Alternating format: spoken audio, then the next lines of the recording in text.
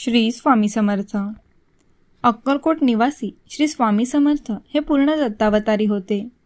त्यांचे संपूर्ण ज्ञात आणि अज्ञात चरित्र हे विविध प्रकारच्या लीलांनी आणि अतर्क्य अशा चमत्कारांनी भरलेले होते. श्री स्वामींच्या लीला चिंतनात आजपर्यंत आपण अक्षरशः रंगून गेलो होतो.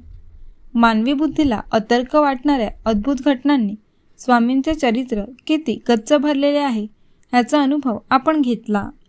ह्या चरित्रातली सर्वात जास्त मोहिनी घालणारी गोष्ट कोणती, तर स्वामींनी आपल्या सर्व भक्तांना सतत एकच सांगितले की माझ्या परमप्रिय भक्तांनो, अजिबात घाबरू नका. मी तुमच्या पाठीशी पहाडासारखा खंबीरपणे उभा आहे. स्वामींना शरण गेलेल्या प्रत्येक जीवाचे स्वामींनी रक्षणच केले. प्रत्येक जीवाला उत्तम जगण्याचे समर्थ बळ दिले. स्वामींच्या सहवासात प्रत्येक जीव व्याधीमुक्त झाला, चिंतामुक्त झाला. स्वामींच्या अद्भुत लीलांपाठीमागे निश्चित अशी शाश्वत कारण मी माणसा होती.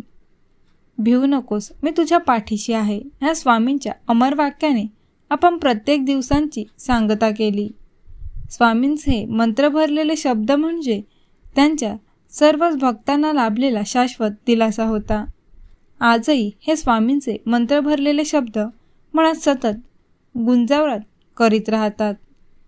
तणावविरहित निर्भय आयुष्य केवळ स्वामी समर्थांच्या सहवासात राहणाऱ्या भक्तांनाच लाभते ह्याची ग्वाही देणारे हे स्वामींच्या मुखातले अमृत भारले वाक्य आपण जगत असलेल्या नित्य नैमित्तिक आयुष्यात किती अंगाने डोकावते ह्याची प्रचिती ह्यापुढे तुम्हाला देण्याचा मी प्रयत्न करणार आहे.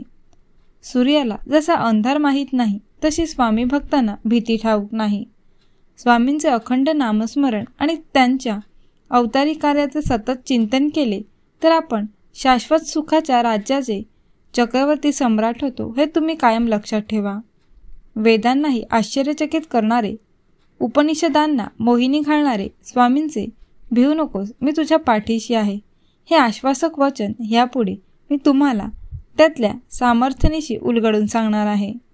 ज्ञानेश्वरांच्या अमर भाषेत सांगायचे झाले तर तयाचे बिसाट शब्द सुखे म्हणू येती वेद ह्याची प्रचिती देणारे हे स्वामी वचन आहे. माझ्या परमप्रिय स्वामी भक्तांनो, गेले काही दिवस मी स्वामींचे अद्भुत लीलाभारले चरित्र सांगण्यातून रंगून गेली होती. काल एक स्वामी भक्त म्हणाला की 19व्या शतकात अचानक प्रकट झालेल्या स्वामी समर्थांच्या अगोदर जेवढे संत झाले त्यांची ओळख व्हावीशी वाटते. प्रत्येक संत पुरुषाची चरित्ररेखा पुसटशी का होईना परंतु पाहावीशी वाटते.